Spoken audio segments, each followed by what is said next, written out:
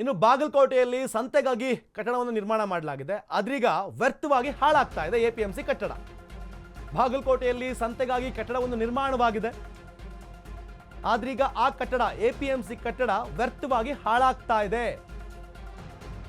ಸದ್ಯ ಎಪಿಎಂಸಿ ಕಟ್ಟಡ ಶೌಚಾಲಯವಾಗಿ ಪರಿವರ್ತನೆಯಾಗಿದೆ.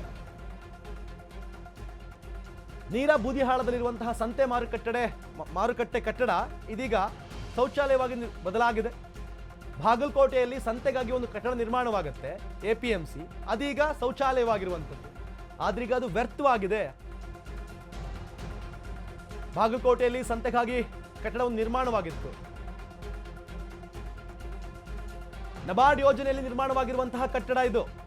ಲಕ್ಷಾಂತರ ರೂಪಾಯಿ ವೆಚ್ಚದಲ್ಲಿ ನಿರ್ಮಾಣ ಆದಂತಹ ಕಟ್ಟಡ ಸಹಾಯ ಆಗಲಿ ಅನ್ನುವ ಕಾರಣಕ್ಕೆ ಗ್ರಾಮೀಣ ಸಂತೆಗಾಗಿ ಮಾರುಕಟ್ಟೆಯಲ್ಲಿ ಕಟ್ಟಡವನ್ನು ನಿರ್ಮಾಣ ಮಾಡಲಾಗಿತ್ತು.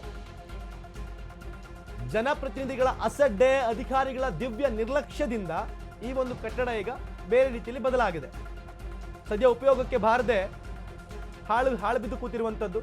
ಎಪಿಎಂಸಿ ಸಂತೆಗಾಗಿ, ಮಾರುಕಟ್ಟೆಗಾಗಿ, ರೈತರು ಬೆಳೆದ ಬೆಳೆಗಳನ್ನು ತಂದು ಹಾಕೋದಕ್ಕಾಗಿ ವಾರಕ್ಕೊಮ್ಮೆ ಅಥವಾ ತಿಂಗಳಿಗೊಮ್ಮೆ ನಡೆಯುವ ಸಂತೆಗಾಗಿ ಎಪಿಎಂಸಿ ಕಟ್ಟಡ ಇದ್ರೆ ಅದಿವಾಗ ಶೌಚಾಲಯವಾಗಿದೆ, ಹಾಳು ಬಿದ್ದಿದೆ.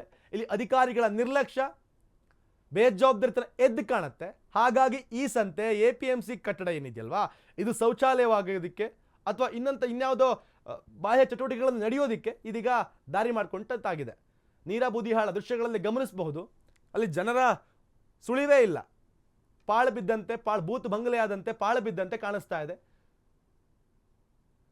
ಬಾಗಲಕೋಟೆ ಹೊಸಕೋಟೆ ಬಳಿ ನಡೆದಿರುವಂತಹ